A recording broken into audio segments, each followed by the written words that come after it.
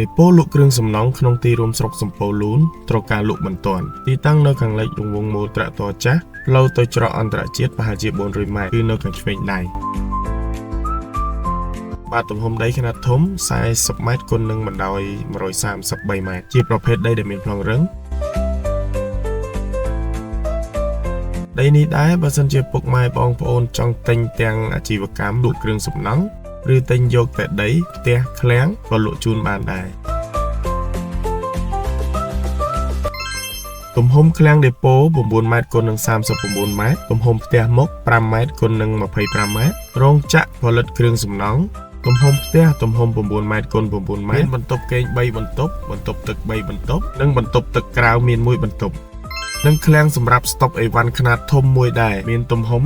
28ម៉ែត្រគុណនឹង29ម៉ែត្រនិងសល់ទីធ្លាធំទូលាយទៀតផង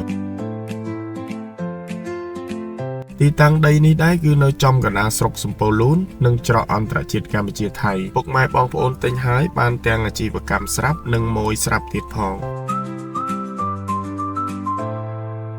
សម្រាប់ទីធ្លាដីគឺធំទូលាយមែនទែនទំហំ40ម៉ែត្រគុណនឹងបណ្ដោយ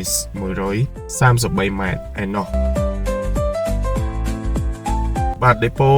លក់គ្រឿងសំណង់នេះបើសិនជាពុកម៉ែបងប្អូនមានចំណាប់អារម្មណ៍អាចទំនាក់ទំនងតាមលេខទូរស័ព្ទខាងលើចរចាតម្លៃត្រូវខាងយើងខ្ញុំកាត់ប្លង់រឹងជូន 100% បាទជាចុងក្រោយក៏សូមអរគុណពុកម៉ែបងប្អូនសម្រាប់ការតាមដានវីដេអូនេះដែរបាទសូមអរគុណ